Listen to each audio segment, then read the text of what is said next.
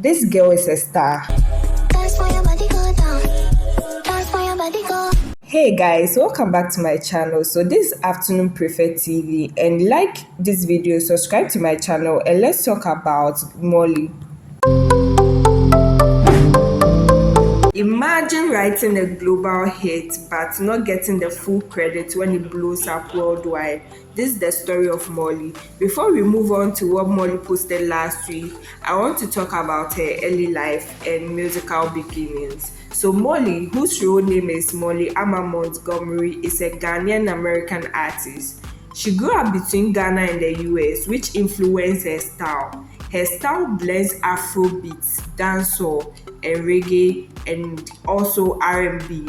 Yes, and she had an early exposure on SoundCloud and social media. So her breakthrough happened somewhere last year when she dropped Shake It to the Max. And if you hear this and then go on bend your back, go on bend your knees, baby, shake it to the max. This song gained global attention with her unique voice and alternative vibe, became associated with rising Ghanaian Afrobeat infused with reggae sounds. Yes, that's what she's really known from, and she has been striving on it. So she built a niche fan base before the mainstream recognition came about. So I'm going to post what Moliy posted. That's a story from her own journey in her own words.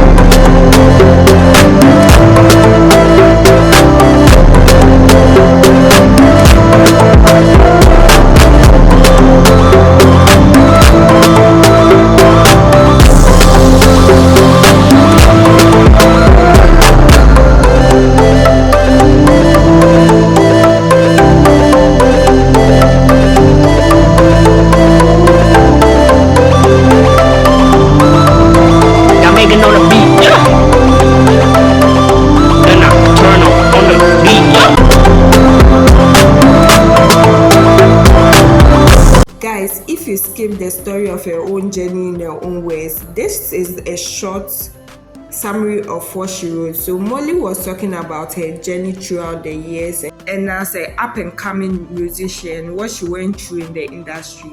So she journeys about her starts before and during the pandemic, and after 2021, she wrote a song called Sad Girls Love Money.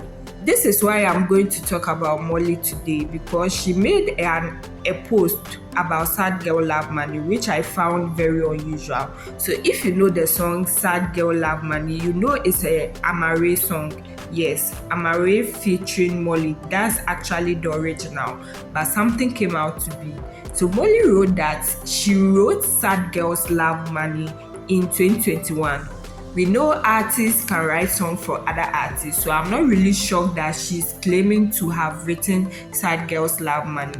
When I saw this post, I had to check it out for myself, so I went to my old Spotify account and I opened this song and look at the credit. So it's credited to Onaduja Yinka, Moliy Montgomery, and Amasewa Jemfi. So as I said, this song Sad Girls Love Money is Amare, and her real name is Amasewa Jemfi, and Molly's real name is Moliy Montgomery. So yes, Moliy has a writing credit and Amare too has a writing credit on the song. So you know that the original song featured Moliy. After Molly's post about Sad Girl Love Money changing everything in her life, I had to look at this thing because I was finding it very suspect. I always thought Sad Girls Love Money was Amare's song and she featured Moliy, who is another Ghanaian artist.